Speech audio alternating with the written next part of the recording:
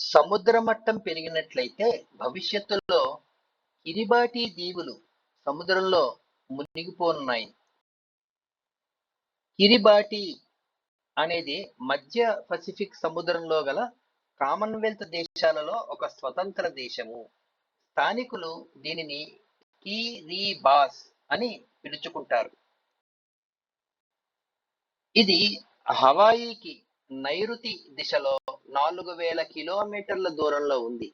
ఈ దీవి మైక్రోనేషియా అని పిలువబడే పసిఫిక్ దీవులలో అంతర్భాగంగా ఉంది.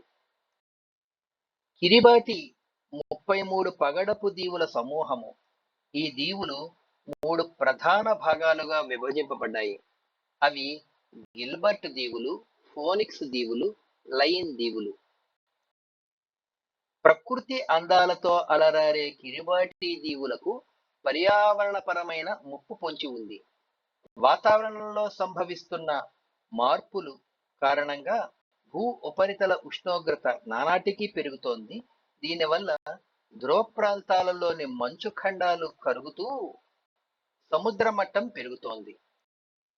ఫలితంగా ఈ దీవులు రాబోయే 60 సంవత్సరాలలో పూర్తిగా నీట మునిగిపోయే ప్రమాదం ఉందని పర్యావరణవేత్తలు, ముఖ్యంగా ఆ దేశవాసులు ఆందోళన చెందుతున్నారు. కిరిబాటిలో ప్రధాన దీవి అయిన టరావా త్వరలోనే సముద్రంలో ముంపుకు గురి కాబోతోంది.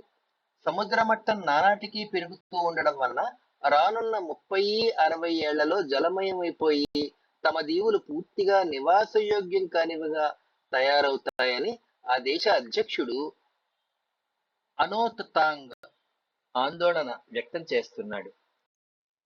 అక్కడున్న మంచినీటి వనరుల కాలుష్యం కూడా రోజు రోజుకి పెరుగుతోంది. అవి ఉప్పుమయం అయిపోతున్నాయి. భూగర్భ జలాలు విపరీతంగా కలుషితమవుతున్నాయి.